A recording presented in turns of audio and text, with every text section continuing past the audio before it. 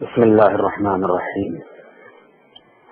الحمد لله والصلاة والسلام على رسول الله على آله وصحبه ومن والاه. أما بعد، أحبتي في الله، السلام عليكم ورحمة الله وبركاته. আমরা গতনে আল্লামা ইবনে তাইমিয়া রাহিমাহুল্লাহর আল-আকিদা আল-ওয়াসিতিয়া এই বইটি থেকে ওনার যে খুতবা পাঠ করছিলাম সেখান থেকে আমরা লিইযহিরাহু আলা দ্বীনি কুল্লিহি ওয়া কাফা বিল্লাহি শাহীদা এই পর্যন্ত কিছু আলোচনা হয়েছিল। ইনশাআল্লাহ আজকে আমরা খুতবার অবশিষ্ট যে অংশটুকু এর উপরে আলোচনা করব বিল্লাহি তাআলা। আসআলুল্লাহ আত-তাওফীক ওয়াস সাদাদ। গতদিনের আলোচনার শেষে সময় সংক্ষিপ্ততার কারণে কথা কিছু শর্ট করতে হয়েছে আমাদেরকে। আজকে আমি দুই একটি পয়েন্ট গতদিনের আলোচিত বিষয় থেকে দুই একটি পয়েন্ট আবার পুনঃ আলোচনা করার চেষ্টা করতেছি ইনশাআল্লাহ। সেটা হচ্ছে যে আমরা বলছিলাম খুতবার যে অর্থ, যে সমস্ত প্রশংসা আল্লাহর, যিনি রাসূল পাঠিয়েছেন হেদায়েত দিয়ে এবং সত্য দিন দিয়ে, যাতে করে তাকে অন্য সকল দিনের উপর সমুন্নত এবং বিজয়ী করেন। ওয়া কাফা বিল্লাহি শাহীদা, এবং সাক্ষী হিসাবে আল্লাহই যথেষ্ট। লিইযহিরাহু, যাতে তিনি তাকে অন্য সমস্ত ধর্মের উপর সমুন্নত করেন। এখানে আমরা দুটা বিষয় বলছিলাম, যে যাতে তিনি তাকে এইটুতে হয়তো দিনকে বোঝানো যেতে পারে অথবা রাসূল সাল্লাল্লাহু আলাইহি ওয়াসাল্লামকে উদ্দেশ্য হতে পারে, যে আল্লাহ সুবহানাহু ওয়া তাআলা হেদায়েত এবং দ্বীনে হক দিয়ে রাসূলকে পাঠিয়েছেন, যাতে রাসূলকে তিনি অন্য সকল দিনের উপরে বিজয়ী করেন, এই অর্থ হতে পারে। অথবা তিনি এই দ্বীনে হককে অন্য সব দিনের উপরে, অন্য সকল ধর্মের উপরে বিজয়ী এবং সমুন্নত করেন, এই অর্থ হতে পারে। যদি আমরা এখানে এই অর্থ নেই যে যেন আল্লাহ সুবহানাহু ওয়া তাআলা দ্বীনে হককে অন্য সব বাতিল ধর্মের উপরে সমুন্নত করেন, তাহলে দেখা যায় এটাই বাস্তবতা, এটাই প্রমাণ করে যে আল্লাহ সুবহানাহু ওয়া তাআলার ফজল এবং করমে ইসলাম, দ্বীনে ইসলাম অন্য সব বাতিল ধর্মের উপরে বিজয়ী হয়েছে। পূর্ব থেকে পশ্চিম পর্যন্ত, উত্তর থেকে দক্ষিণ পর্যন্ত গোটা বিশ্বের সর্বত্র ইসলাম প্রতিষ্ঠিত হয়েছিল। এবং আজও দুনিয়ার এমন কোন দেশ খুঁজে পাওয়া যাবে না যেখানে একজন না একজন সেরা ঘোষণা প্রদানকারী একজন একত্ববাদী পাওয়া যাবে না। রাসূলুল্লাহ আলাইহি ওয়াসাল্লামের সময়, খুলাফায়ে রাশিদের সময় ইসলামের যে বিস্তৃতি, সেটা তাই প্রমাণ করে যে ইসলাম গোটা বিশ্বব্যাপী অন্য সব ধর্মের উপরে বিজয়ী হয়েছিল। এই বিজয়ী দ্বীনে হক, হক সব সময় আল হক ইয়ালু ওয়া লা ইউলা আলাইহি, সত্য যেটা সেটা সব সময় বিজয়ী হয়, এটা কখনো পরাজিত হয় না, বিজিত হয় না। আর বাতিল কখনো বিজয়ী হতে পারে না, এটা সবসময় পরাজিত, পরাভূত থাকে।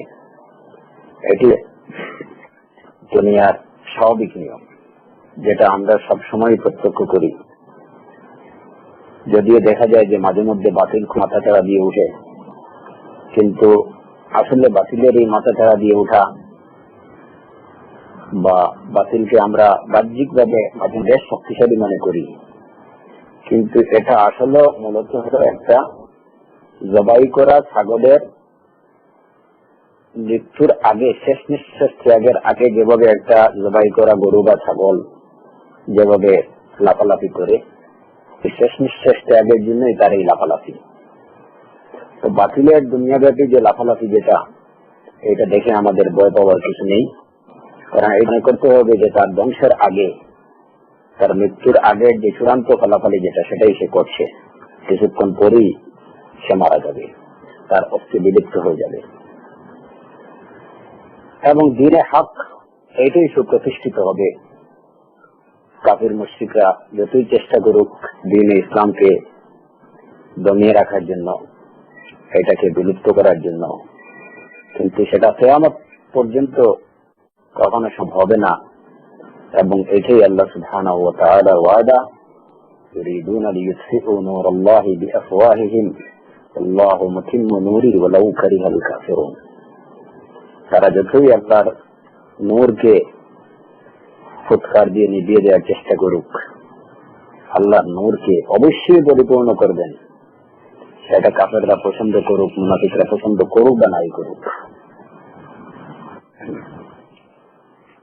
রাসূল সাল্লাল্লাহু আলাইহি ওয়াসাল্লামকে আল্লাহ সুবহানাহু ওয়া তাআলা হেদায়েত দিয়ে এবং সত্য দিন দিয়ে পাঠিয়েছেন, যাতে তিনি আল্লাহ সুবহানাহু ওয়া তাআলা এই দিনকে অন্য সব ধর্মের উপরে সমুন্নত করেন। এটা যদি আমরা অর্থ নেই যে লিইয়ুযহিরাহু, অর্থাৎ দিনকে সমুন্নত করেন, তাহলে এই অর্থ। কারণ হকটা অবশ্যই সুপ্রতিষ্ঠিত হবে। এটা কিভাবে হবে? হেদায়েত দিয়ে এবং দ্বীনে হক দিয়ে। কিসের মাধ্যমে? বয়ানের মাধ্যমে, হুজ্জতের মাধ্যমে, কিতালের মাধ্যমে। এবং এটাই হয়েছে যেটা রাসূল সাল্লাল্লাহু আলাইহি ওয়াসাল্লামের সময় দেখায় যে দাওয়াতের মাধ্যমে এবং যেখানে প্রয়োজন হয়েছে সেখানে কিতাল বা যুদ্ধের জিহাদের মাধ্যমে আল্লাহ সুবহানাহু ওয়া তাআলা দ্বীনে ইসলামকে বিজয়ী করছেন। আর যদি আমরা অর্থ নেই যে এখানে লিইয়ুযহিরাহু, এর অর্থ হলো আল্লাহ সুবহানাহু ওয়া তাআলা তার নবীকে প্রতিষ্ঠিত করেন, বিজয়ী করেন, তাহলে এই অর্থ দেখা যায় যে এটাও বাস্তব রূপ পেয়েছে। আল্লাহ সুবহানাহু ওয়া তাআলা তার রাসূল সাল্লাল্লাহু আলাইহি ওয়াসাল্লামকে বিজয়ী করেছেন সর্বক্ষেত্রে। এখন রাসূল সাল্লাল্লাহু আলাইহি ওয়াসাল্লামের চলে যাওয়ার পরে এখানে আমাদের একটা কথা বিশেষভাবে স্মরণ রাখা প্রয়োজন, যে সমুন্নত হওয়ার বা বিজয়ী হওয়া কিসের মাধ্যমে? আল্লাহ সুবহানাহু ওয়া তাআলা তার রাসূলকে পাঠিয়েছেন হেদায়েত দিয়ে, দ্বীনে হক দিয়ে। যতক্ষণ পর্যন্ত এই দ্বীনে হক এবং হেদায়েত যাদের মধ্যে থাকবে, তারাই হবে বিজিত, তারাই হবে বিজয়ী, তারাই হবে পৃথিবীতে সমুন্নত, তারাই হবে পৃথিবীতে সুপ্রতিষ্ঠিত। এই ঈমান এবং আমলে সালেহের যে দুটো শর্ত দেওয়া হয়েছে, এই ঈমানটাই হলো হেদায়েত এবং আমলে সালেহটাই হলো দ্বীন। দুটো জিনিস যতক্ষণ পর্যন্ত থাকবে ততক্ষণ পর্যন্ত পরাজিত হওয়ার কোন সম্ভাবনা নেই। কারণ রাসূল সাল্লাল্লাহু আলাইহি ওয়াসাল্লামকে সমুন্নত এবং সুপ্রতিষ্ঠিত বিজয়ী করা হয়েছে এই দুটো জিনিসের মাধ্যমেই, সেটা হচ্ছে হেদায়েত এবং সেটা হচ্ছে দ্বীনে হক।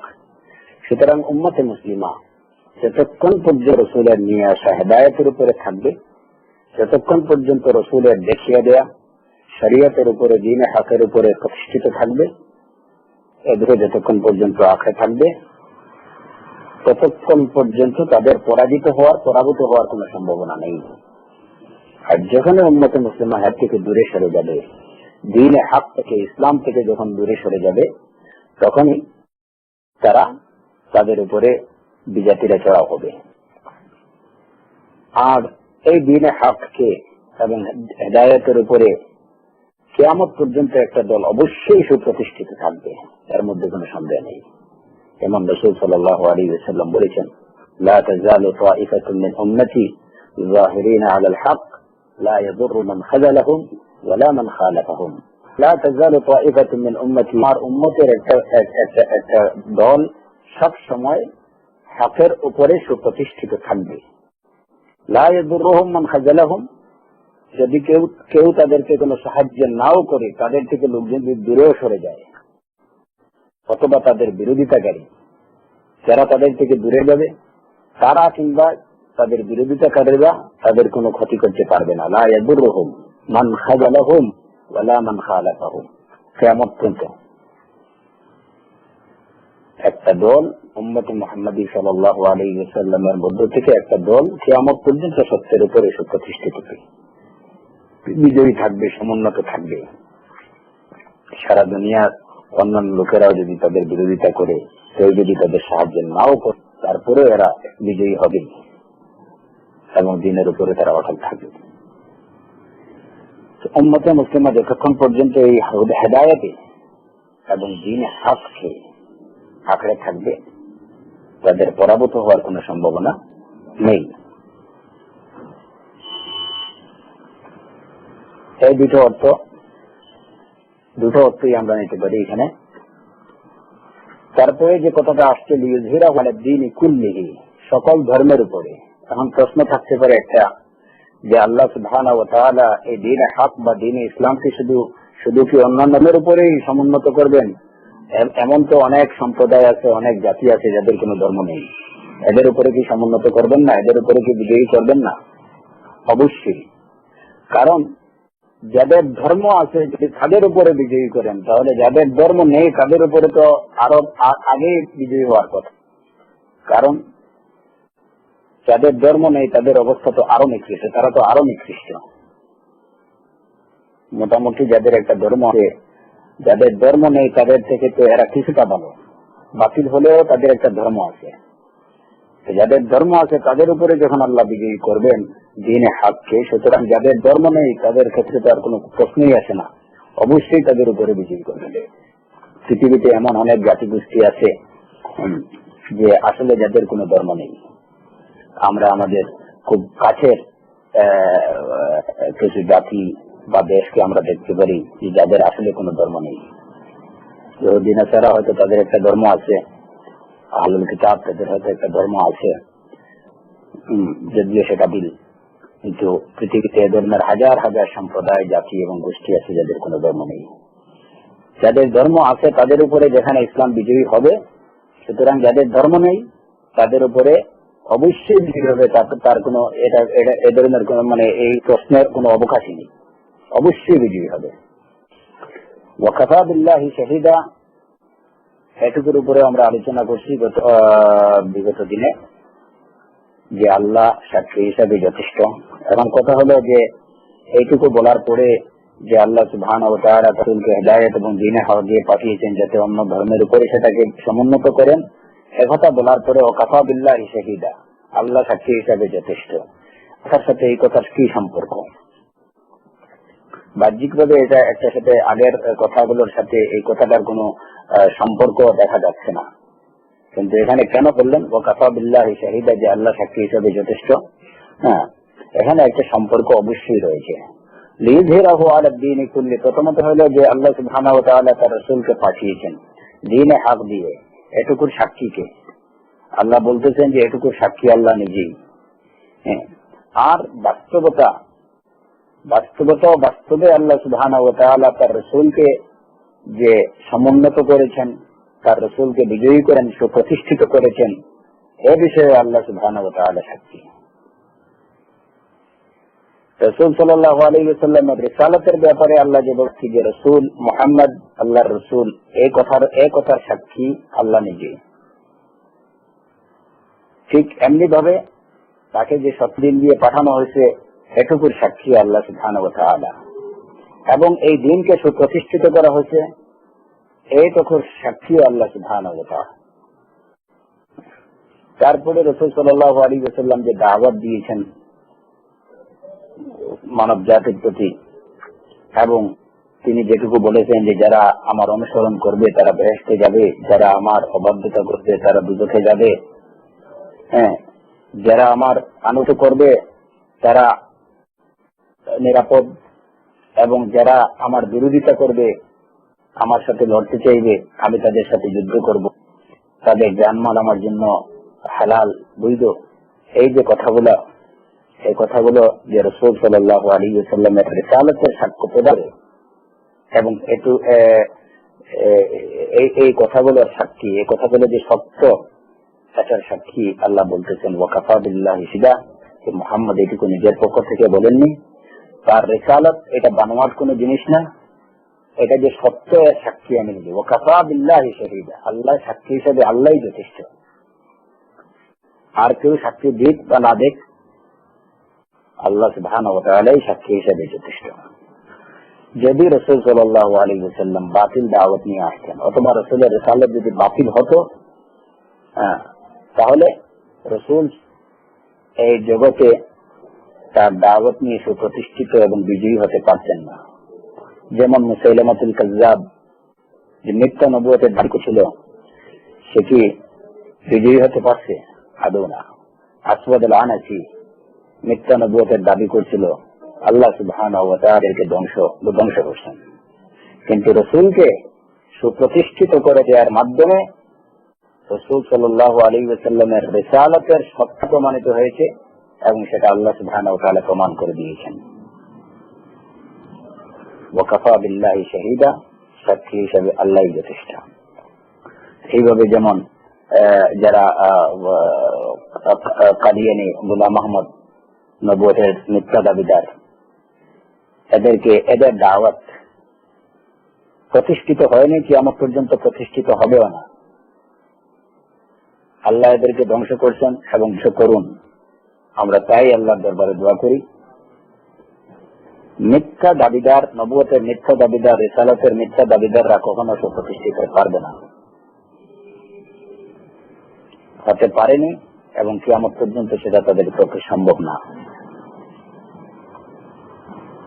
সত্য এটা সব সময় থাকবে, মিথ্যা হয়তো কিছুক্ষণ থাকতে পারে, কিছুদিন থাকতে পারে, কিন্তু এক সময় না এক সময় এটার অস্তিত্ব বিলুপ্ত হয়ে যাবে। কিন্তু সত্যটা কিয়ামত পর্যন্ত থাকবে। রাসূলের রিসালাত, রাসূল সাল্লাল্লাহু আলাইহি ওয়াসাল্লামের রিসালাতটা কিয়ামত পর্যন্ত অক্ষত এবং অম্লান থাকবে, এর মধ্যে কোনো সন্দেহ নেই। কারণ এটা হক। পক্ষান্তরে বাতিল খুব বেশি দিন টিকে থাকতে পারে না এবং এটা কখনো সুপ্রতিষ্ঠিত হতে পারে না এবং পারবেও না।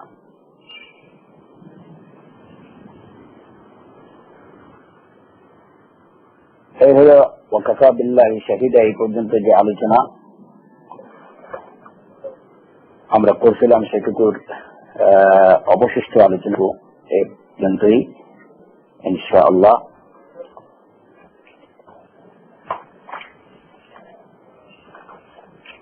আমরা এখন পরবর্তী আলোচনায় যাচ্ছি।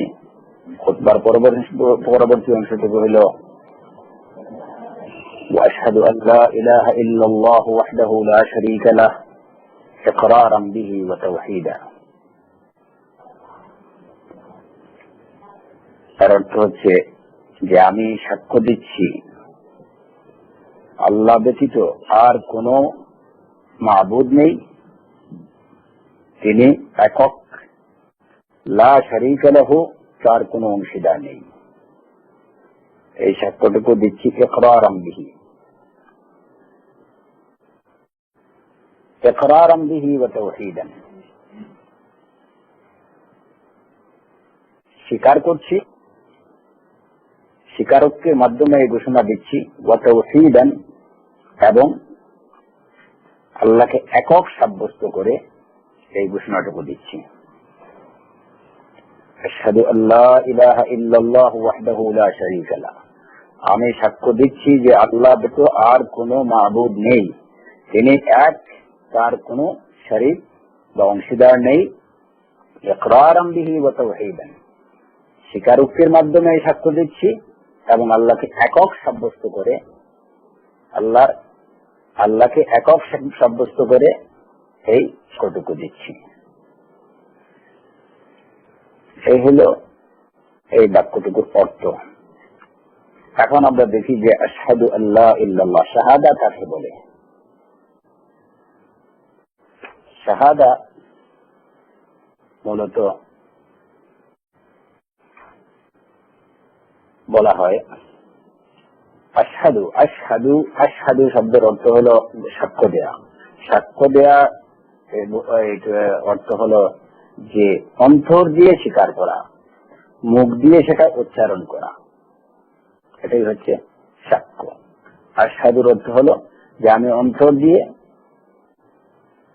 দিয়ে আমি স্বীকার করছি, মুখ দিয়ে আমি তা উচ্চারণ করছি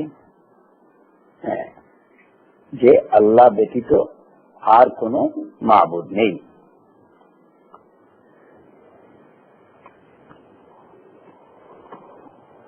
এখানে শাহাদা মূলত সাক্ষী ওই জিনিস হয় যেটা সম্পর্কে সঠিক জ্ঞান থাকে এবং যেটা প্রত্যক্ষ বা দৃশ্যমান বস্তুর উপরেই আসলে সাক্ষী প্রদান করা হয়। যেমন কেউ যদি কোর্টে কোনো বিষয়ে সাক্ষী দেয় তাহলে বলতে হবে বা সেইটুকু বলে যে আমি ঘটনা এইভাবে প্রত্যক্ষ করছি। আল্লাহ সুবহানাহু ওয়া তাআলা একক, তার শরীক নেই। আমরা এই সাক্ষীটুকু দেব এমন ভাবে যেন সেটা আমরা স্বচক্ষে দেখছি, এটা দৃশ্যমান এবং সেটা আমরা প্রত্যক্ষ করছি। যে শুনে দেখে যেভাবে সাক্ষী দেওয়া হয় সেভাবে সাক্ষী দেয়া, এবং এই সাক্ষীটা হবে এটাকে অন্তর দ্বারা স্বীকার করতে হবে, অন্তর থেকে আসতে হবে। কারণ সাক্ষী যখনই কেউ কোনো বিষয়ে সাক্ষী দেয় তো প্রথমে এ বিষয়ে তার অন্তরে যে বিষয়টা থাকে মুখ দিয়ে সেটাই উচ্চার হবে।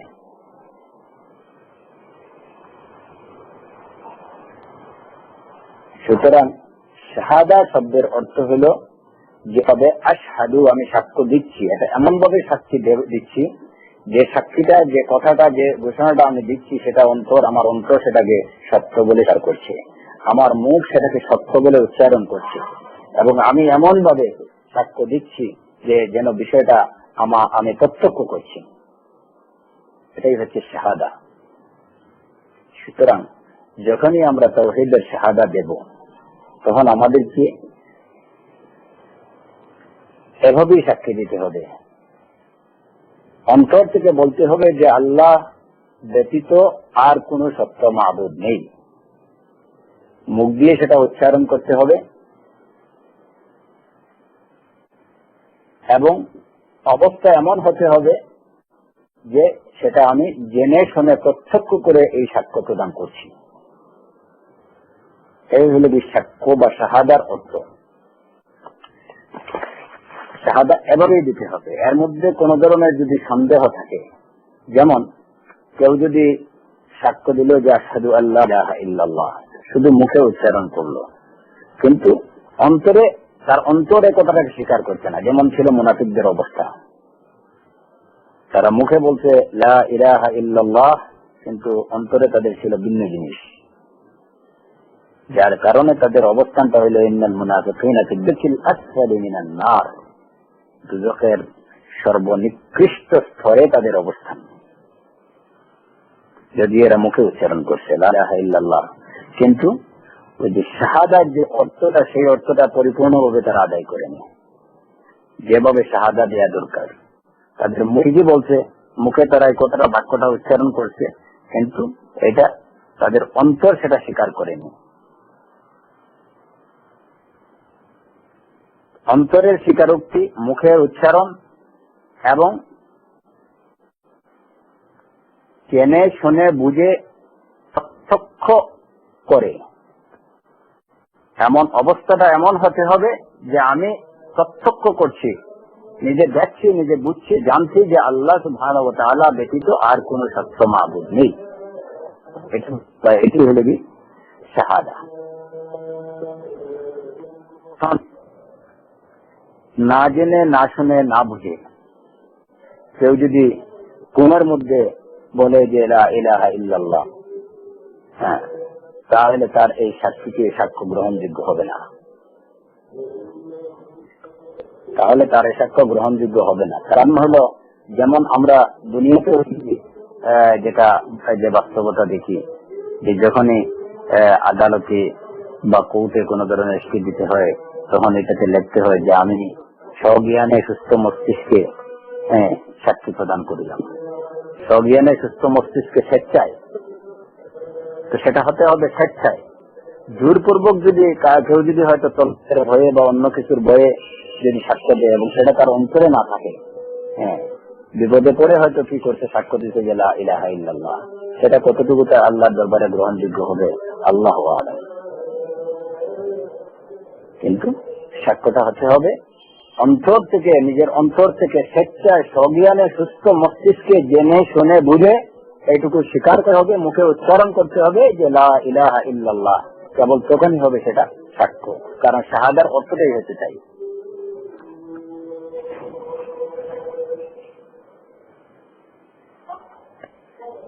কি সাক্ষ্য দেব আমরা?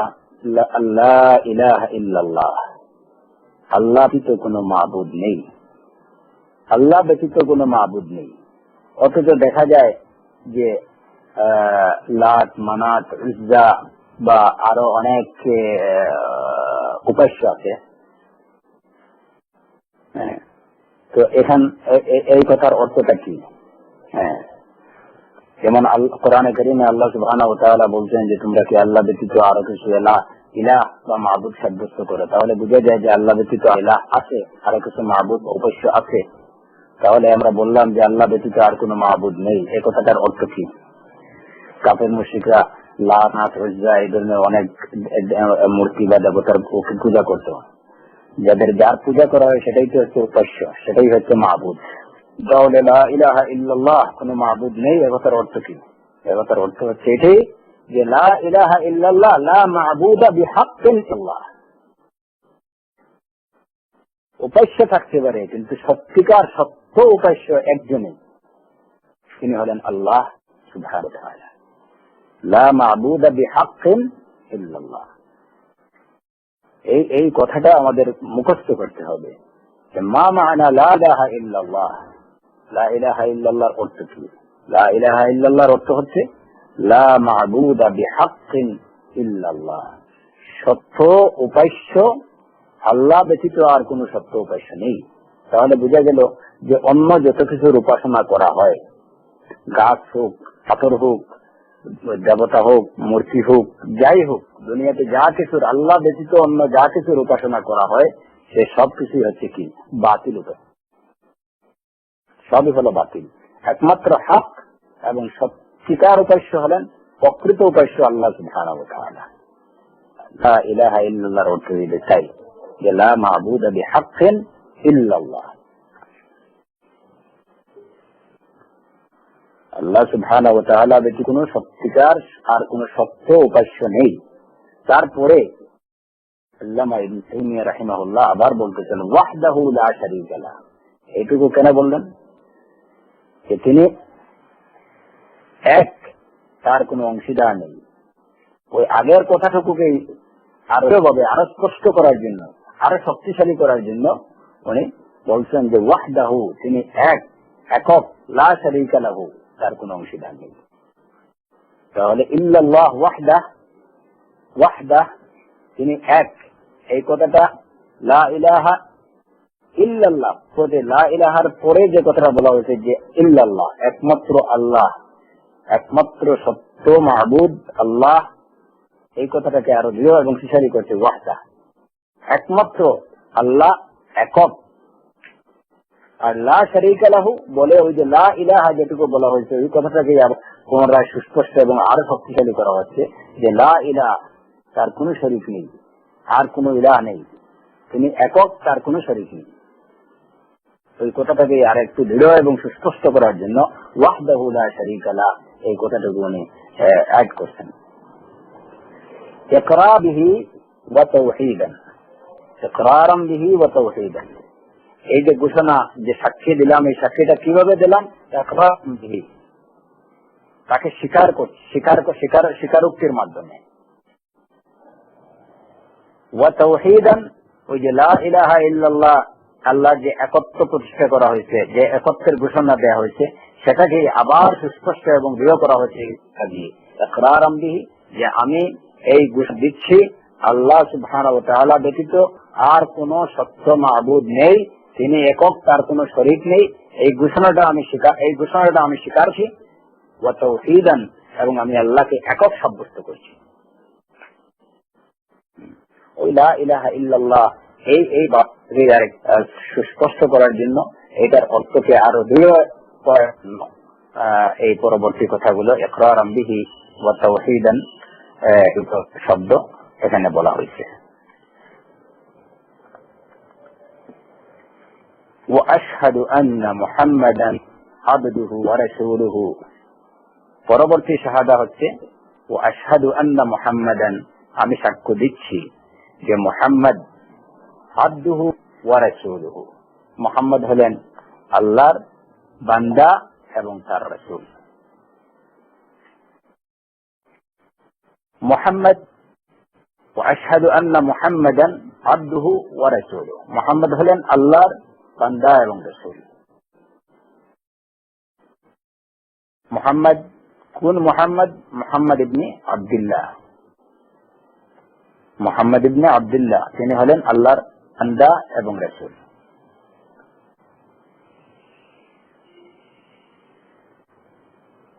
এখানে বান্দা আবদুহু ওয়া রাসূলুহু দুটো কথা বলা হচ্ছে, যে তিনি হলেন আল্লাহর বান্দা এবং আল্লাহর রাসূল।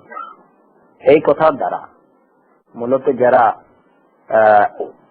ইফরাত করে, যারা ইফরাত করেন এবং যারা তাফরিদ করে, এদের দুপক্ষকে এখানে প্রত্যাখ্যান করা হয়েছে।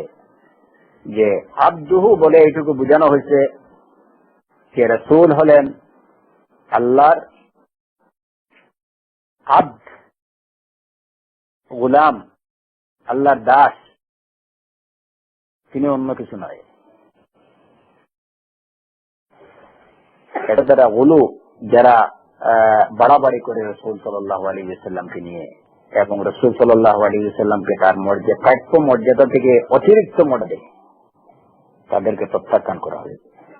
যে তোমরা যেভাবে ধারণা করো রাসূল সেভাবে না। রাসূল হলেন আল্লাহর দাস, তিনি আব্দ, তিনি মাবুদ না,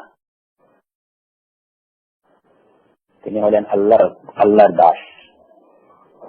কারণ মুসলমানদের মধ্যে এমন অনেক দল রয়েছে যে যারা রাসূল সাল্লাল্লাহু আলাইহি ওয়াসাল্লামকে তার প্রাপ্য মর্যাদা থেকে অধিক মর্যাদা প্রদান করে দিন থেকে দিনের ব্যাপারে যারা বাড়াবাড়ি করে, রাসূলের ব্যাপারে যারা বাড়াবাড়ি করে, এমন অনেক সম্প্রদায় আছে, আমাদের সমাজেও আছে। যেমন এখানে বিশেষভাবে উল্লেখযোগ্য, যেমন আমি যেটুকু দেখছি, যে আমাদের সমাজে এমন কিছু দল আছে যারা ওই মিলাদের নামে বা মিলাদের সময়ে একটা চেয়ার খালি রাখে এবং বলে যে এই চেয়ারে এসে রাসূল সাল্লাল্লাহু আলাইহি ওয়াসাল্লাম বসবেন। নাউযু বিল্লাহ মিন যালিক। তারা রাসূলকে কেন, রাসূল কিভাবে আসবেন, কিভাবে বসবেন, যে রাসূল হাজির এবং নাজির। ওয়া নাউযু বিল্লাহ। অথচ হাজির বা নাজির সবকিছু বিদ্যমান, সর্বত্র বিদ্যমান এবং সবকিছু যিনি প্রত্যক্ষ করেন সেই সত্তা হলেন একমাত্র আল্লাহ সুবহানাহু ওয়া তাআলা। মৃত্যুর পরে কোন মিলাদে এসে রাসূল উপস্থিত হবেন, এইটা রাসূলের দ্বারা সম্ভব না। কারণ রাসূল হলেন আব্দ, রাসূল হলেন আল্লাহর দাস, রাসূল হলেন মানুষ। আমাদের এই যে যারা ইসলাম নিজেকে মুসলমান দাবি করে রাসূল সাল্লাল্লাহু আলাইহি ওয়াসাল্লামকে সম্পর্কে, রাসূল সম্পর্কে এই ধরনের ধারণা পোষণ করে, আব্দুহু, তারা আব্দুহু ওয়া রাসূল, মুহাম্মদ আশহাদু আন্না মুহাম্মাদান আব্দুহু ওয়া রাসূলুহু, এই শাহাদার বিরোধিতা করে, এই শাহাদার বিরোধিতা করে আবার নিজেকে মুসলমান বলে দাবি করা, এটা কি আদৌ যুক্তিযুক্ত? অবশ্যই না। এই শাহাদার দাবি হচ্ছে যে রাসূলকে আল্লাহ সুবহানাহু ওয়া তাআলা যে মর্যাদা দিয়েছেন, যে স্তরে রেখেছেন, তাকে সেই স্তরে রাখতে হবে। সেখান থেকে উপরে উঠানো যাবে না, নিচেও নামা যাবে না। তিনি আব্দ, মাবুদ নয়। তার মধ্যে মাবুদ হওয়ার, রুবুবিয়্যতের ন্যূনতম কোন যোগ্যতা মুহাম্মদের মধ্যে নেই। মাবুদ হওয়ার কোন যোগ্যতা মুহাম্মদের মধ্যে নেই। তিনি পাদমস্তক আব্দ, বা দাসত্বের চূড়ান্ত গুণাবলী রাসূল সাল্লাল্লাহু আলাইহি ওয়াসাল্লামের মধ্যে। আল্লাহর একজন পরিপূর্ণ দাস, একজন পরিপূর্ণ দাস হিসাবে যত গুণাবলী থাকা দরকার, সেই গুণাবলীগুলো পূর্ণাঙ্গভাবে রাসূল সাল্লাল্লাহু আলাইহি ওয়াসাল্লামের মধ্যে ছিল। আবদুহু ওয়া রাসূলুহু।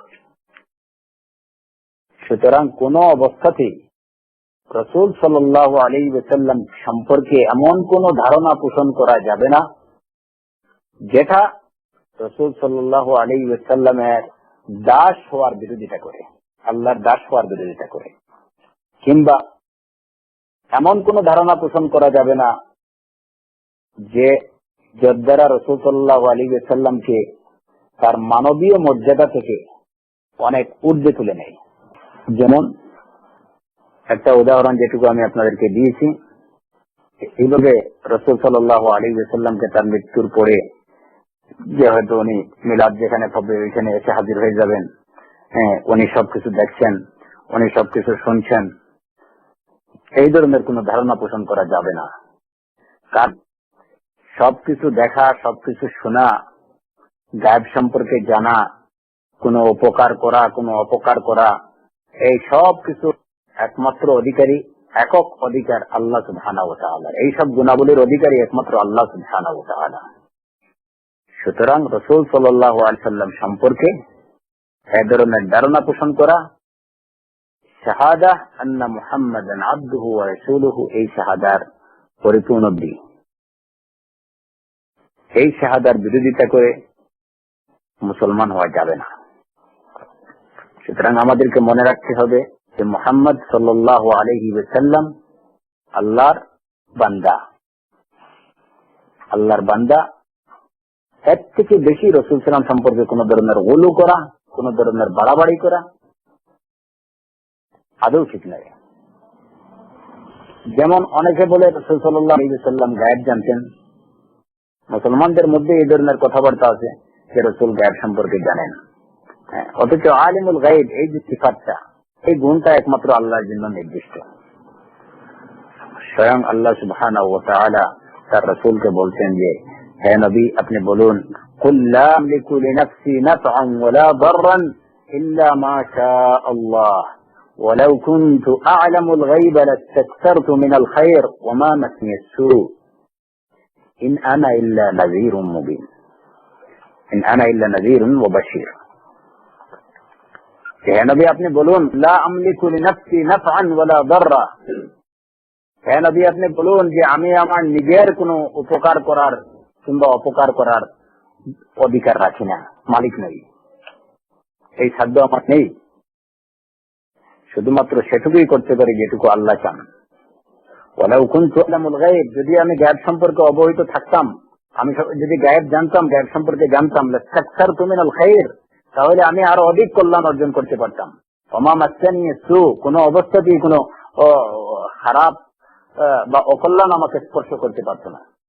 এই আয়াত আল্লাহ সুবহানাহু ওয়া তাআলা তার রাসূল সাল্লাল্লাহু আলাইহি ওয়াসাল্লাম বলে দিয়েছেন যে আপনি বলে দিন যে আপনি আপনার নিজেরই কোনো উপকার বা অপকার করার সাধ্য রাখেন না, এবং হে নবী আপনি বলুন যে যদি আপনি গায়েব সম্পর্কে জানতেন তাহলে কখনো কোনো অকল্যাণ আপনাকে স্পর্শ করতে পারত না, অনেক বেশি কল্যাণ সাধন করতে পারতেন। তাহলে এখানে স্পষ্ট যে রাসূল সাল্লাল্লাহু আলাইহি ওয়াসাল্লাম গায়েব সম্পর্কে অবশ্যই অবহিত নন, এবং তিনি কারো কোনো উপকার বা অপকার করার সাধ্য রাখেন না। কারণ কি? কারণ তিনি হলেন আব্দ, তিনি মাবুদ, তিনি উপাসনাকারী, তিনি বান্দা, তিনি উপাস্য নন।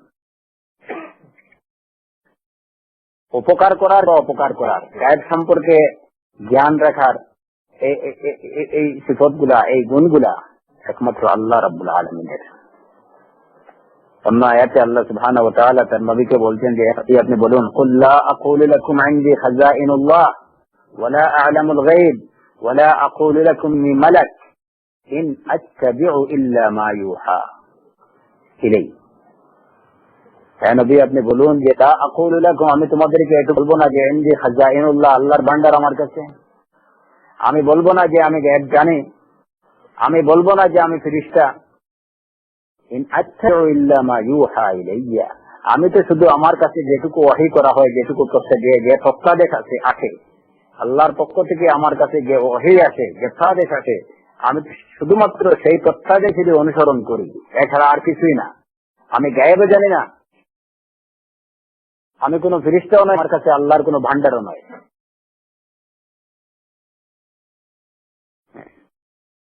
সুতরাং যেখানে রাসূল সাল্লাল্লাহু আলাইহি ওয়াসাল্লাম সম্পর্কে আল্লাহ সুবহানাহু ওয়া তাআলা রাসূলকে শিখিয়ে দিচ্ছেন যে আপনি এইটুকু এই ঘোষণা দেন যে তিনি আল্লাহর কোন ভান্ডারের অধিকারী, তার কাছে আল্লাহর কোন ভান্ডার নেই, তিনি গায়েব সম্পর্কে জানেন না, তিনি কোন ফেরেশতা নন। অন্য লোকের, সাধারণ কোন মুসলমানের কিংবা সাধারণ কোন মানুষের গায়েব সম্পর্কে জানার দাবি করা কিংবা কারো উপকারের কোন গ্যারান্টি দেয়া কিংবা তার কাছে আল্লাহর দেয়া কোনো ভান্ডার আছে এই ধরনের কোন দাবি করা কি আদৌ কি এটা বিবেকসম্মত? অবশ্যই না। কারণ যদি এ ধরনের কিছু থাকতো, আল্লাহ ছাড়া যদি অন্য কেউ এ ধরনের কোন কিছুর অধিকারী বা মালিক হতো, তাহলে রাসূল সাল্লাল্লাহু আলাইহি ওয়াসাল্লাম হতেন। অথচ আল্লাহ সুবহানাহু ওয়া তাআলা স্পষ্টভাবে ঘোষণা দিচ্ছেন তার নবীর মাধ্যমে যে আপনি বলে দিন যে এ ধরনের কিছু আমার কাছে নেই। অথচ দেখা যায় যে হয়তো আমাদের মুসলমানরাই এমন কিছু লোকদেরকে আপনার লোকদের সম্পর্কে এমন কিছু ধারণা পোষণ করে যে তাদের কাছে ভান্ডার আছে, এই ভান্ডারি সেই ভান্ডারি, এই দাবিগুলো তো আসলে কাফের মুশরিকরা করছে না। সুবহানাল্লাহ, অত্যন্ত দুঃখজনক বিষয় যে এই দাবিগুলা অমুক ভান্ডারি তমুক ভান্ডারি, এই দাবি এগুলা তো মুসলমানরাই করছে। কিসের ভান্ডার রয়েছে ওর কাছে? সে নিজেই তো নিজের কোনো ভালো করতে পারে না, মন্দ করতে পারে না। অথচ বাংলাদেশ থেকে আমার বিভিন্ন জায়গা থেকে ওই ভান্ডারের মাজারে শের মাজারে মানুষ যাচ্ছে যে ওইখানে গেলে কিছু ফায়দা হবে। দেখে বাংলাদেশের বিভিন্ন প্রান্ত থেকে স্টেটে আসতেছে শাহজালালের মাজারে, শাহপুরানের মাজারে, যেখানে আসলে অনেক ফায়দা হবে। কি করবে শাহজালাল সালাম? যেখানে রাসূল সাল্লাল্লাহু আলাইহি ওয়াসাল্লাম সম্পর্কে আল্লাহ বলতেছেন, নবী আপনি বলুন যে আমি আমার নিজেরই কোনো উপকার বা উপকার করার সাধ্য রাখি না। তাহলে কোন বাড়ি আর কোন ফায়দা করার সাধ্য রাখে? বিবেককে প্রশ্ন করা উচিত।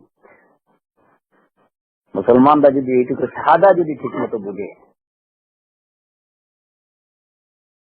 শাহাদাতুত তাওহীদ, শাহাদাতুর রিসালা, যে আমি সাক্ষ্য দিচ্ছি যে মুহাম্মদ আল্লাহর বান্দা এবং রাসূল, একথাটা কি, একথার দাবি কি, একথার চাহিদা কি, একথার অর্থ কি, এইটুকু যদি উপলব্ধ করতে পারে, তাহলে আমার মনে হয় যে আমাদের মুসলমান সমাজে কোনো শিরক থাকার কথা না।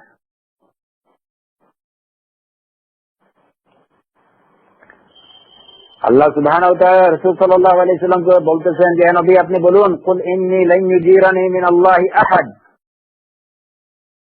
আপনি বলুন আমাকে আল্লাহর হাত থেকে রক্ষা করার মতো কেউ নেই।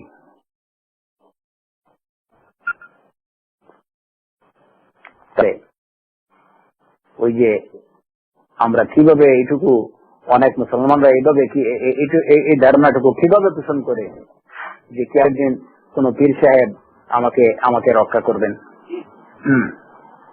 পীর সাহেব আমার ফুলসিরাত পার করে দিবে,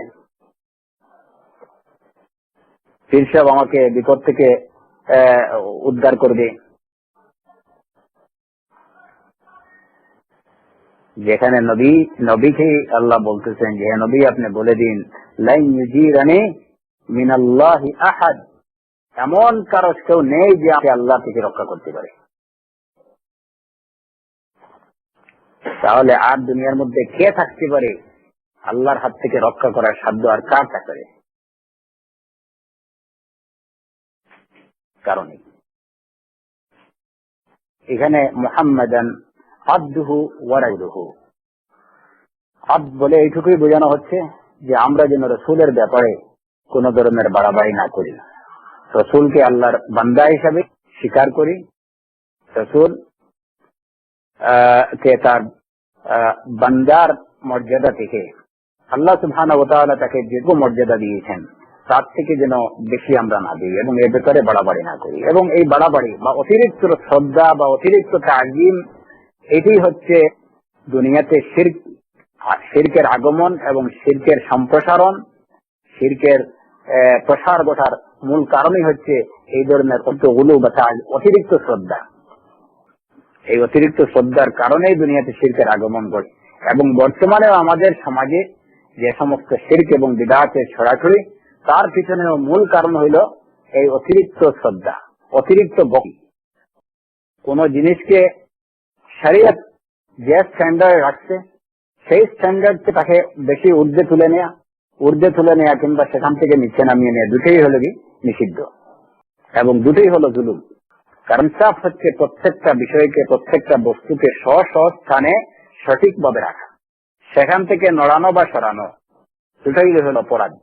আল্লাহ সুবহানাহু ওয়া তাআলা মুহাম্মদ সাল্লাল্লাহু আলাইহি ওয়াসাল্লামকে যে মর্যাদা দিয়েছেন, আমরা মুহাম্মদ সাল্লাল্লাহু আলাইহি ওয়াসাল্লামকে সেভাবেই মর্যাদা প্রদান করবো, প্রতি সেভাবেই শ্রদ্ধা পোষণ করবো। এর থেকে বেশিও না, কমও না। যদি বেশি হয় তাহলে সেটা হবে শাহাদা আন্না মুহাম্মাদুর রাসূলুল্লাহ, আর যদি এর থেকে কম হয় তাহলে সেটাও হবে শাহাদা আন্না মুহাম্মাদুর রাসূলুল্লাহ, এইটার বিরোধী। তখন আমাদের শাহাদা কমপ্লিট হবে না, এবং শাহাদা যদি পূর্ণ না হয় তাহলে ঈমান পূর্ণ হবে না।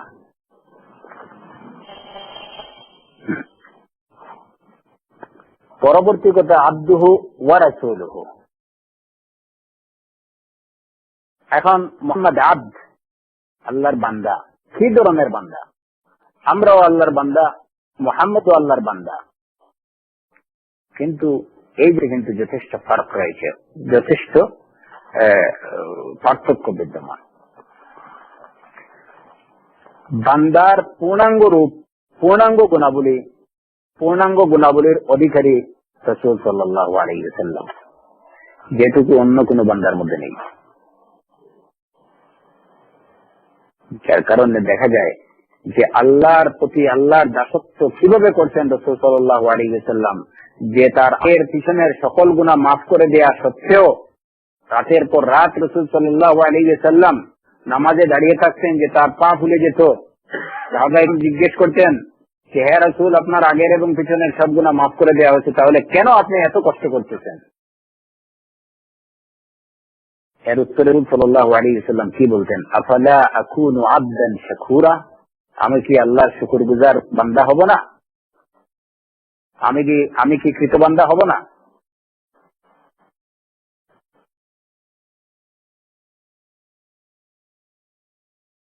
সুতরাং পরিপূর্ণ বান্দা, একজন পূর্ণাঙ্গ দাস, পরিপূর্ণ দাস হওয়ার জন্য যত গুণাবলীর দরকার, সে সব গুণাবলী রাসূল সাল্লাল্লাহু আলাইহি ওয়াসাল্লামের মধ্যে ছিল, যেটা এই উম্মতের আর কারো মধ্যে নেই এবং হবেও না।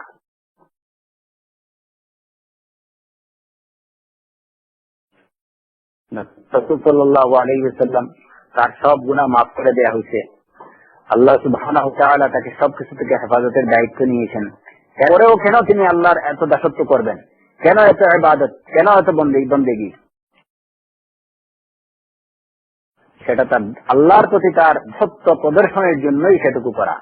আফালা আকুনু আবদান শাকুরা, আল্লাহর প্রতি কৃতজ্ঞতা প্রদর্শনের জন্যই সেটুকু করা। রাসূল সাল্লাল্লাহু আলাইহি ওয়াসাল্লাম তার কথা, কাজ, বিশ্বাস সবকিছু দিয়ে প্রমাণ করেছেন যে তিনি আল্লাহর বান্দা। সুতরাং কেউ যদি রাসূল সাল্লাল্লাহু আলাইহি ওয়াসাল্লামকে বলে যে না, রাসূল তো বান্দা না,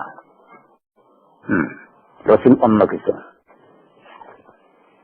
আমি সম্ভবত আরেকদিন আপনাদের সাথে আলোচনা করেছিলাম যে অনেকেই রাসূল সাল্লাল্লাহু আলাইহি ওয়াসাল্লামকে আল্লাহর যে নূর, আল্লাহর জাতি নূর কিংবা আল্লাহর সত্তার যে নূর, সেই নূরের একটা অংশ বলে দাবি করে।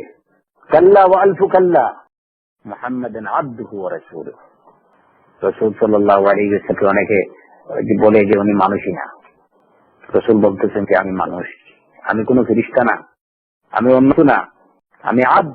এবং আব্দের যে গুণাবলী, সেই গুণাবলীগুলোর পূর্ণাঙ্গ রূপ ছিল রাসূলের মধ্যে, যেটা অন্য কোনো বান্দার মধ্যে।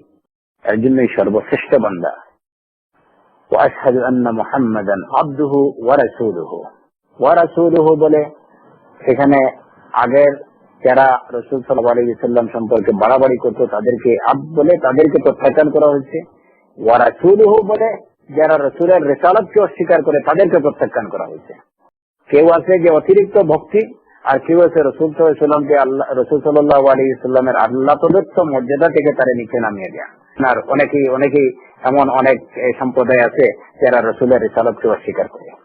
শিয়াদের মধ্যে এমন একটা গ্রুপ আছে বলে যে জিবরাইল ভুলবশত ওহী নিয়ে আসছেন আসা রসুল মুহাম্মদের কাছে, এটা আলীর কাছে নিয়ে আসার কথা ছিল। নাউযু বিল্লাহি মিন যালিক, তাআলাল্লাহু আন যালিকা ওয়ালিয়্যুন কাবীর। এইভাবে অনেকেই আছে যে রসুলের রিসালাতকে অস্বীকার করে। সুতরাং বাড়াবাড়ি করা যাবে না, কমও করা যাবে না। মুহাম্মাদান আবদুহু ওয়া রাসূলুহু, আর রসুল যে মুহাম্মদ যে আল্লাহর রসুল, কাফা বিল্লাহি শাহীদা,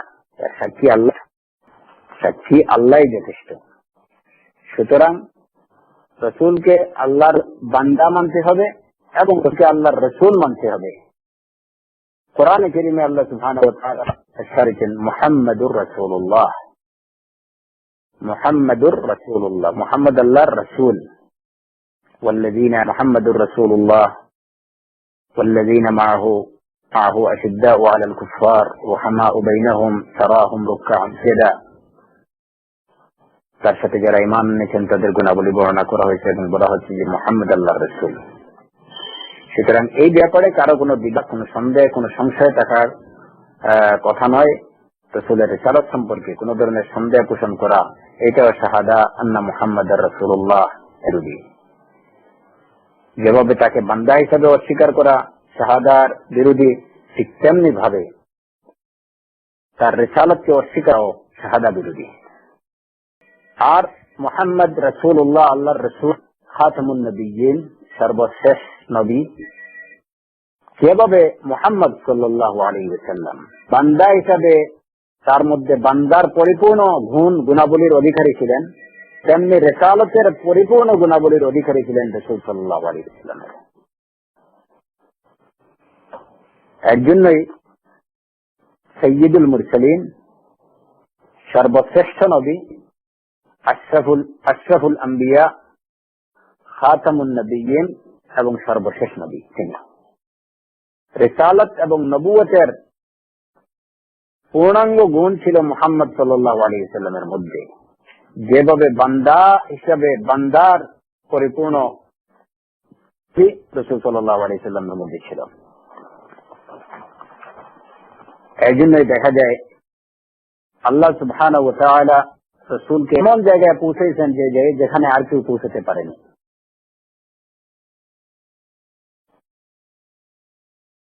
লাইলাতুল ইসরা, লাইলাতুল মিরাজে রাসূল সাল্লাল্লাহু আলাইহি ওয়াসাল্লামের সাথে আল্লাহ সুবহানাহু ওয়া তাআলা কোন ধরনের মিডিয়া ছাড়া সরাসরি আলোচনা করেছেন এবং ঊর্ধ্বাকাশের এমন জায়গা পর্যন্ত রাসূল সাল্লাল্লাহু আলাইহি ওয়াসাল্লামকে উঠিয়ে নিয়েছেন যেখান পর্যন্ত আর কেউ উঠতে পারেনি। সপ্তাকাশের ঊর্ধ্বে নিয়ে আল্লাহ সুবহানাহু ওয়া তাআলা তার রাসূলের কথা বলেছেন। এইগুলা তার রিসালাতের যে পূর্ণতা, তার নবুয়তের পূর্ণতার প্রমাণ করে। আব্দ হিসাবে রাসূলুল্লাহ আলাইহি ওয়াসাল্লামকে যেভাবে পরিপূর্ণ মর্যাদা আল্লাহ সুবহানাহু ওয়া তাআলা দিয়েছেন, রাসূল হিসাবে মুহাম্মদ সাল্লাল্লাহু আলাইহি ওয়াসাল্লামকে পরিপূর্ণ মর্যাদা দিয়েছেন।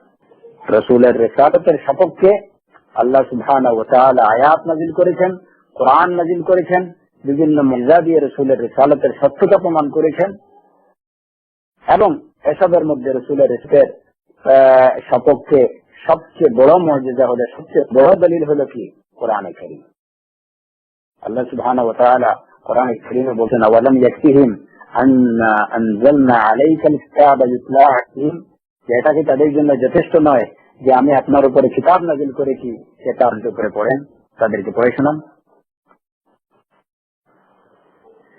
এছাড়াও আরো বিভিন্ন মুজিজা দিয়ে আল্লাহ সুবহানাহু ওয়া তাআলা তার রাসূলের রিসালাতকে সত্য বলে প্রমাণ করেছেন এবং রিসালাতের সর্বোচ্চ মর্যাদা প্রদান করেছেন মুহাম্মদ সাল্লাল্লাহু আলাইহি ওয়াসাল্লামকে, যেটা অন্য কোন নবীকে দেয়া হয়নি, অন্য কোন রাসূলকে যে মর্যাদা প্রদান করা হয়নি। আমাদের পরিষ্কার হওয়া দরকার যে রাসূল এবং নবী এই দুইটার মধ্যে পার্থক্য হলো এটুকু, রাসূল হলো যার কাছে নতুন কোন বিধান, আল্লাহ প্রদত্ত নতুন কোন বিধান আসবে এবং সেটা প্রচার এবং প্রসারের দায়িত্ব তাকে দেওয়া হবে, তিনি হলেন রাসূল। পক্ষান্তরে নবী হলেন যে তার কাছে নতুন কোন বিধান নাও আসতে পারে। পূর্ববর্তী নবীর প্রতি যে কিতাব যে ওনার প্রতি যে শরীয়ত দেওয়া হয়েছে সেই শরীয়তের অনুসরণের নির্দেশ দেওয়া হতে পারে, যে পূর্ববর্তী নবীর প্রতি যে শরীয়ত দেওয়া হয়েছে আপনি সেটাকে অনুসরণ করুন এবং সেটাকে মেনে চলুন। আর রিসালাত হল যার প্রতি নতুন শরীয়ত এসেছে, নতুন বিধান এসেছে এবং সেটা প্রসার করার দায়িত্ব দেওয়া হয়েছে। আমাদের নবী মুহাম্মদ সাল্লাল্লাহু আলাইহি ওয়াসাল্লাম একদিকে যেভাবে তিনি রাসূল, অন্যদিকে তিনি নবী হলেন ইকরা বিসমি রাব্বিকাল্লাযী খালাক খালাকাল ইনসানা মিন আলাক ইকরা রাব্বুকাল আকরাম আল্লাযী আল্লামা বিল কলম আল্লামাল ইনসানা মা লাম ইয়ালাম। এই কয়েকটি আয়াতের মাধ্যমে রাসূল সাল্লাল্লাহু আলাইহি ওয়াসাল্লামকে রাসূল সাল্লাল্লাহু আলাইহি ওয়াসাল্লাম নবী হলেন। পক্ষান্তরে তার রিসালাত শুরু হলো কি দিয়ে? ইয়া আইয়ুহাল মুদাসসির কুম ফাআনজির ওয়া রাব্বাকা ফাকাব্বির ওয়া সিয়াবাকা ফাতাহহির ওয়া রুজ্জা ফাহজুর। এই যে এই আয়াতের মাধ্যমে, এই হুকুম নির্দেশগুলোর মাধ্যমে রাসূল সাল্লাল্লাহু আলাইহি ওয়াসাল্লাম রিসালাত প্রাপ্ত হলেন। তাহলে এর জন্য কি হলো যে রাসূল সাল্লাল্লাহু আলাইহি ওয়াসাল্লাম নুব্বিআ বিইকরা ওয়া উরসিলা বিল মুদাসসির। সূরা ইকরা, এই সূরার মাধ্যমে রাসূল সাল্লাল্লাহু আলাইহি ওয়াসাল্লাম নবুয়ত প্রাপ্ত হলেন এবং সূরাতুল মুদাসসিরের মাধ্যমে রাসূল সাল্লাল্লাহু আলাইহি ওয়াসাল্লাম রিসালাত প্রাপ্ত হলেন। একাধারে আমাদের নবী মুহাম্মদ সাল্লাল্লাহু আলাইহি ওয়াসাল্লাম, একাধারে তিনি নবীও এবং তিনি রাসূলও। খাতামুন নবিয়্যিন, তিনি সর্বশেষ নবী। একটা প্রশ্ন হতে পারে যে মুহাম্মদ সাল্লাল্লাহু আলাইহি ওয়াসাল্লামকে সম্পর্কে বলি যে তিনি সর্বশেষ নবী, কিন্তু খাতামুর মুরসালিন এটুকু সাধারণত বলা হয় না। হ্যাঁ, খাতামুন নবিয়্যিন, নবী থেকে রাসূল একটু বিশেষ। তো যেখানে নবুয়তেরই শেষ, সেখানে রিসালাত ছাড়া আর কথাই থাকে না, এর জন্য খাতামুন নবিয়্যিন বলা হয়। আল্লাহ সুবহানাহু ওয়া তাআলা রাসূল সাল্লাল্লাহু আলাইহি ওয়াসাল্লামকে, রাসূল সাল্লাল্লাহু আলাইহি মুহাম্মদ সাল্লাল্লাহু আলাইহি ওয়াসাল্লামের মাধ্যমে নবুয়তের যেভাবে পরিসমাপ্তি ঘটিয়েছেন, রিসালাতেরও পরিসমাপ্তি ঘটিয়েছেন। এর আধারে একই সাথে সাথে তিনি তার দ্বীনের নতুন আর কোন শরীয়ত কিয়ামত পর্যন্ত আসবে না, সেটারও পরিসমাপ্তি ঘটিয়েছেন। আল ইয়াউমা আকমালতু লাকুম দীনাকুম ওয়া আতমামতু আলাইকুম নি'মাতি ওয়া রাদিতু লাকুমুল ইসলাম দীনা। তিনটেই শেষ। নতুন কোন শরীয়ত কিয়ামত পর্যন্ত আসবে না। বিধান পরিপূর্ণ, রিসালাত পরিপূর্ণ, নবুয়ত পরিপূর্ণ। আনা খাতামুন নবিয়্যিন নবিয়্যা বাদি, রাসূল বলছেন আমি সর্বশেষ নবী। নবুয়তের ধারাবাহিকতার পরিসমাপ্তি এখানেই ঘটেছে আমার মাধ্যমে। লা নবিয়্যা বাদি, আমার পরে আর কোন নবী নেই। এখন যদি দুনিয়ার কেউ দাবি করে, যত কিছু দিয়ে দাবি করুক নবুয়তের, তার সেই দাবি গ্রহণযোগ্য হবে না। যত কিছু দিয়ে তার রিসালাতের দাবি করুক, সেটা গ্রহণযোগ্য হবে না, সে সবই হবে বাতিল দাবি। আজ যদি নতুন কোন শরীয়ত প্রবর্তন করে, সেটা অবিল শরীয়ত, সেটা হবে গ্রহণযোগ্য হবে না। যেমন আল কিতাবুল আখজার একটা সম্ভবত বেশ আগে প্রবর্তন করে ওইখানে নতুন আরেকটা শরীয়তের প্রবর্তন করেছিল, কিন্তু আল্লাহ সুবহানাহু ওয়া তাআলা বাতিলকে বিদূরিত করেছেন, সেটা মার্কেটে করতে পারেনি। এটাকে ধ্বংসস্তূপে পরিণত হয়েছে। যখনই দেখা যায় যে কেউ দিন নিয়ে, ইসলাম সম্পর্কে, ইসলাম নিয়ে বাড়াবাড়ি করতে শুরু করে, এদের ধ্বংস অনিবার্য। যেটা আমরা নিজে প্রত্যক্ষ করি এবং এর থেকে আমাদের শিক্ষা নেওয়া উচিত। আশহাদু আন্না মুহাম্মাদান আবদুহু ওয়া রাসূলুহু। সুতরাং এই আলোচনা থেকে আমরা এটুকু বুঝলাম যে মুহাম্মদ সাল্লাল্লাহু আলাইহি ওয়াসাল্লাম আল্লাহর রাসূল এবং তিনি আল্লাহর নবী, সর্বশেষ নবী, সর্বশ্রেষ্ঠ রাসূল। তার রিসালাত কিয়ামত পর্যন্ত অপরিবর্তিত থাকবে। আর কোন নবী অথবা কোন রাসূলের আগমন ঘটবে না। নবুয়ত এবং রিসালাতের ধারাবাহিকতা এখানেই সমাপ্ত। আর কোন নতুন বিধান, নতুন কোন শরিয়ত কিয়ামত পর্যন্ত আসবে না। যে শরিয়ত রাসূল সাল্লাল্লাহু আলাইহি ওয়াসাল্লামের মাধ্যমে আল্লাহ সুবহানাহু ওয়া তাআলা এই উম্মতকে দিয়েছেন, সেটাই কিয়ামত পর্যন্ত জারি থাকবে। তাতে কোনো ধরনের পরিবর্তন, সংযোজন কিংবা বিয়োজনের আদৌ অবকাশ নেই। এবং যদি কেউ করে তাহলে সেটা অবশ্যই ইসলামে গ্রহণযোগ্য হবে না। মান আহদাসা ফি আমরিনা মা লাইসা মিনহু মান আহদাসা ফি আমরিনা হাযা মা লাইসা মিনহু ফাহুয়া রাদ। যে আমার এই দ্বীনের মধ্যে, আমাদের এই দ্বীনের মধ্যে নতুন কিছু আবিষ্কার করবে, নতুন কিছু উদ্ভাবন করবে, নতুন কিছু সংযোগ করবে, সেটা এই দ্বীনের মধ্যে নেই, ফাহুয়া রাদ্দুন আই মারদুদুন, সেটা প্রত্যাখ্যাত, সেটা গ্রহণযোগ্য হবে না। মুহাম্মদ সাল্লাল্লাহু আলাইহি ওয়াসাল্লাম মুহাম্মাদান আবদুহু ওয়া রাসূলুহু, এই শাহাদাত দাবি হচ্ছে যে আমরা মুহাম্মদ সাল্লাল্লাহু আলাইহি ওয়াসাল্লামকে আল্লাহর বান্দা হিসেবে স্বীকার করব এবং আল্লাহর রাসূল হিসেবে স্বীকার করব। বান্দা হিসেবে স্বীকার করব এই কথা যে মুহাম্মদের মধ্যে বান্দা হওয়ার পরিপূর্ণ গুণাবলী বিদ্যমান ছিল, এবং রাসূল হিসেবে স্বীকার করব যে সর্বশ্রেষ্ঠ এবং সর্বশেষ যত সব গুণাবলী থাকা দরকার সবকিছু মুহাম্মদের মধ্যে ছিল। আর এই সাক্ষ্য দেওয়ার দাবি কি, এই সাক্ষ্য দেওয়ার উদ্দেশ্যটা কি, বা এই সাক্ষ্য কি চায়? যেমন আমরা বললাম লা ইলাহা ইল্লাল্লাহ, ইল্লাল্লাহ এর অর্থ হলো যে লা মা'বুদা বিহাক্কিন ইল্লাল্লাহ, আল্লাহ ব্যতীত আর কোনো সত্য উপাস্য নেই। তাহলে লা আন্না মুহাম্মাদার রাসূলুল্লাহ মুহাম্মাদান আবদুহু ওয়া রাসূলুহু, এর এই সাক্ষ্যর অর্থ কি? এই সাক্ষ্যর অর্থ হচ্ছে যে আমরা মুহাম্মদ সাল্লাল্লাহু আলাইহি ওয়াসাল্লামকে আল্লাহর রাসূল হিসাবে বিশ্বাস করব। তিনি যে কিছু নির্দেশ দিয়েছেন সে সব কিছুর তাতে তার আনুগত্য করা, তার নির্দেশ মেনে চলা। তিনি যেসব বিষয়ে খবর দিয়েছেন, তিনি কিছু বলেছেন যে বার্তা আমাদের কাছে পৌঁছিয়েছেন, সেটাকে সত্য বলে বিশ্বাস এবং স্বীকার করা। তিনি যেসব বিষয়বস্তু থেকে আমাদেরকে নিষেধ করেছেন তা থেকে বিরত থাকা। আর তিনি যে শরীয়তের আল্লাহ প্রদত্ত যে শরীয়ত আমাদের জন্য প্রবর্তন করেছেন সেটাকে মেনে চলা। এটি হচ্ছে রাসূল বলে স্বীকার করার মূল উদ্দেশ্য, বা রাসূলকে রাসূল বলে স্বীকার করার মূল দাবি হচ্ছে এইটুকু। শুধু এটা মৌখিক স্বীকারোক্তি না, একটা গুনাহ বা একটা সাক্ষ্য প্রদানের একটা অর্থ থাকে। আল্লাহ ছাড়া আর কোন সত্য মাবুদ নেই, শুধু মৌখিক ভাবে এই ঘোষণার কোন অর্থ আছে? অর্থ নেই। মৌখিক ভাবে ঘোষণা দেওয়া এটা এটা এটা কোন বিশেষ কোন উদ্দেশ্য ছাড়া এটা অনর্থক। অবশ্যই এর অর্থ আছে। এর দাবি কি? এই কথাটা কি চায়? এই সাক্ষ্যটা কি চায়? এই সাক্ষ্য চায় যে বাতিল সব উপাস্যকে আমরা বর্জন করব এবং একমাত্র আল্লাহকে মাহবুদ স্বীকার করে নেব, সত্য মাহবুদ হিসাবে স্বীকার করে নিয়ে একমাত্র তারই ইবাদত করব, এতে কাউকে অংশীদার সাব্যস্ত করব না। লা ইলাহা ইল্লাল্লাহ দাবি হল।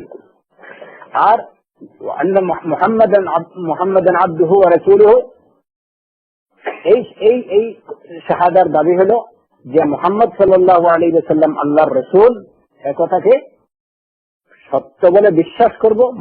মুহাম্মদকে আল্লাহর রাসূল বলে বিশ্বাস করব মনে প্রাণে এবং মুখে তা স্বীকার করব। তিনি যত সব বিষয়ে আদেশ দিয়েছেন, মুহাম্মদ সাল্লাল্লাহু আলাইহি ওয়াসাল্লাম আমাদেরকে যত সব আদেশ দিয়েছেন আমরা সেসব কাজ করব। যা থেকে তিনি নিষেধ করেছেন তা থেকে বিরত থাকব, এবং যত সব খবর তিনি আমাদেরকে দিয়েছেন জান্নাতের, জাহান্নামের, ইয়াউমুল কিয়ামার, আরো যত সব খবর রাসূল সাল্লাল্লাহু আলাইহি ওয়াসাল্লাম যত সব বিষয়ের সংবাদ আমাদেরকে দিয়েছেন সেসব সংবাদকে সত্যে নির্দ্বিধায় বিশ্বাস এবং স্বীকার করব। এই হলো মুহাম্মদকে রাসূল হিসাবে স্বীকার করার দাবি বা চাহিদা হইলে এইটুকু বাস্তবায়ন করতে হবে। এখন যদি আমরা মুখে অন্তরে স্বীকার করলাম মুহাম্মদ আল্লাহর রাসূল, মুখেও বললাম মুহাম্মদ আল্লাহর রাসূল, কিন্তু মুহাম্মদ সাল্লাল্লাহু আলাইহি ওয়াসাল্লাম বলেছেন যে তোমাদের উপরে 5 ওয়াক্ত নামাজ ফরজ করা হয়েছে, এইটুকু মানতে রাজি না, তাই রিসালাতের এই শাহাদা দেওয়ার কোনো অর্থ নেই, এটা হবে অনর্থক, এটা কোনো কাজে আসবে না। মুহাম্মদ সাল্লাল্লাহু আলাইহি ওয়াসাল্লাম বলেছেন আল জান্নাতু হাক্কুন ওয়ান নারু হাক্কুন, জান্নাত হক, জাহান্নাম হক। কিন্তু আমি বললাম যে ওয়ালা হাওলা ওয়ালা কুওয়াতা ইল্লা বিল্লাহ ওয়া নাউযু বিল্লাহি মিন যালিক, যদি কেউ বলে যে না মরার পরে আবার জান্নাত আর জাহান্নাম কি, মানুষ তো মাটি হয়ে গেল, তাহলে তার এই শাহাদা দেয়া হবে অনর্থক। মুহাম্মদ সাল্লাল্লাহু আলাইহি ওয়াসাল্লাম যত বিষয়ে সংবাদ দিয়েছেন, যত কিছু তিনি বলে গেছেন সবকিছুকে বলে মেনে নিতে হবে। আন্না মুহাম্মাদুর রাসূলুল্লাহ, এই শাহাদার চাহিদা হলো এটাই। এই দাবিকে বাস্তবায়ন করতে হবে। তিনি যত কিছুর আদেশ দিয়েছেন সে সবকিছু পালন করতে হবে, যত কিছু থেকে নিষেধ করেছেন সবকিছু থেকে বিরত থাকতে হবে, আর সর্বত্র তাকে আল্লাহর রসুল, আল্লাহর বান্দা এবং রসুল হিসাবে স্বীকার করতে হবে, বিশ্বাস করতে হবে। তখন এই শাহাদার দাবি পরিপূর্ণ হবে এবং একজন মানুষ পরিপূর্ণ মুসলমান হিসাবে আত্মপ্রকাশ করতে পারবে। এখন এখানে আমরা দুটো শাহাদা পেলাম, শাহাদা লা ইলাহা ইল্লাল্লাহ, আর আরেকটা শাহাদা হচ্ছে মুহাম্মাদুর রাসূলুল্লাহ। আল্লাহ ব্যতীত কোনো মাবুদ নেই, এই হলো এক সাক্ষী। আর আরেকটা হলো যে মুহাম্মদ আল্লাহর রাসূল। এখন যদি কেউ একটা অংশকে স্বীকার করে আরেকটা অংশকে অস্বীকার করে, তাহলে তার ইসলাম হবে না, তার শাহাদা পূর্ণ হবে না, সে মুসলমান হতে পারবে না। কারণ এই দুইটা শাহাদা একটা আরেকটার সাথে এমন ভাবে জড়িত যে একটা থেকে যদি দুটো থেকে একটা ছুটে যায় তাহলে আরো ছুটে যাবে।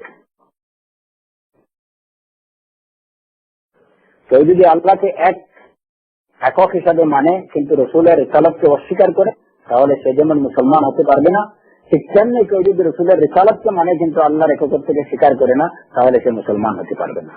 এর জন্য দুইটা শাহাদাকে এমন ভাবে জুড়ে দেওয়া হয়েছে যে একটা থেকে আরেকটা কখনো আলাদা হতে হবে না, অঙ্গাঙ্গি ভাবে জড়িত। যদি একটা ছুটে যায় অপরটা ছুটে যাবে। লা ইলাহা ইল্লাল্লাহ মুহাম্মাদুর রাসূলুল্লাহ, দুটো শাহাদা অঙ্গাঙ্গি ভাবে জড়িত। একটা শাহাদাকে স্বীকার করা, অন্যটাকে অস্বীকার করা, এটা ইসলাম, এটাতে কেউ মুসলমান হতে পারবে না। দুটোকে একই সাথে স্বীকার করতে হবে, বিশ্বাস করতে হবে এবং দুটোর চাহিদা একই সাথে বাস্তবায়ন করতে হবে। এই দুটো শাহাদার চাহিদা, কথাটা আমাদের মনে রাখা দরকার যে দুটো শাহাদার চাহিদা যেটুকু আমি বললাম একই সাথে বাস্তবায়ন করতে হবে, নতুবা মুসলমান হওয়া যাবে না। রাসূল সাল্লাল্লাহু আলাইহি ওয়াসাল্লাম হাদিসে কি আছে যে রাসূল সাল্লাল্লাহু আলাইহি ওয়াসাল্লাম একবার বললেন যে ইয়া রাব্বি ইন্নাকা ক্বাদ ইত্তাখাযতা ইব্রাহিমা খলিলা ওয়া মূসা কালিমা ওয়া ঈসা রূহুকা ওয়া কালিমাতুক ফামাযা জাআলতানি। হে আল্লাহ, তুমি ইব্রাহিমকে তোমার খলিল বানালে, মূসাকে তোমার কালিম বানালে, ঈসাকে তোমার রূহ বানালে, হ্যাঁ, তাহলে আমার জন্য রাখলে কি? আমাকে কি বানালে? আল্লাহ সুবহানাহু ওয়া তাআলা বলেন যে আফালা আতাইতুকা আফদালা মিন যালিকা কুল্লিহি, হে মুহাম্মদ, এই সব থেকে উত্তম আমি কি তোমাকে দান করিনি? না, আফদালা মিন যালিকা কুল্লিহি, এই সব কিছু থেকে উত্তম বিষয় আমি কি তোমাকে দান করিনি? আল্লাহ যিকিরতু ইল্লা যিকিরতুনি, যখনই আমাকে স্মরণ করা হয় তখনই সাথে সাথে তোমাকে স্মরণ করা হয়। এই সিস্টেম আমি করে দিই। লা ইলাহা ইল্লাল্লাহ মুহাম্মাদুর রাসূলুল্লাহ একই সাথে বলতে হবে। শাহাদার এক অংশকে বলে আরেক অংশকে বাদ দিলে চলবে না, দুটোকে একই বলতে হবে। আল্লাহ যিকিরতু ইল্লা যিকিরতুনা, দুটো শাহাদাকে এমন ভাবে ধরে দেওয়া হয়েছে যে একটা আরেকটা আলাদা হবে না। এই জন্য আমাদেরকে দুটো শাহাদার চাহিদা এবং দাবি, স্বীকারোক্তি, বিশ্বাস যেমন একই সাথে হওয়া দরকার, এই দুটো দাবি এবং চাহিদা যেটা সেটাকে একই সাথে বাস্তবায়ন করা অত্যাবশ্যক। শাহাদা আন্না মুহাম্মাদান রাসূলুল্লাহ। আহিব্বাতি ফিল্লাহ, আজকে আমাদের আলোচনা আমার মনে হয় এই পর্যন্ত থাক। আল্লাহ সুবহানাহু ওয়া তাআলা যদি তৌফিক দেন তাহলে পরবর্তী দিনে বাকিটুকু বিইজনিল্লাহ তাআলা আলোচনা করা যাবে ইনশাআল্লাহ। আমি ওই যে বিইজনিল্লাহ তাআলা পরবর্তীতে আমি দেখি আরো ওই প্রথমে আলোচনা লম্বা হইতেছে যে অনেক বিষয় মোটামুটি এর মধ্যে চলে আসতেছে। পরবর্তী আলোচনাগুলো যতটুকু সম্ভব সংক্ষিপ্ত করার চেষ্টা করবো যাতে এই বইটা একটু তাড়াতাড়ি শেষ করা যায়। তারপরে মানে এই প্রথমের যে বিষয়গুলো, এই বিষয়গুলো যদি ক্লিয়ার হয়ে যায় তাহলে পরবর্তীতে ওই শব্দগুলো আসলে আর মোটামুটি আলোচনা করতে হবে না বলে আশা রাখি আমি। করবেন যেন আল্লাহ সুবহানাহু ওয়া তাআলা আপনাদের এবং আমাদের সবাইকে তৌফিক দান করেন এবং এর থেকে আমাদের সবাইকে উপকৃত হওয়ার তৌফিক দান করেন। আল্লাহুম্মা আমিন।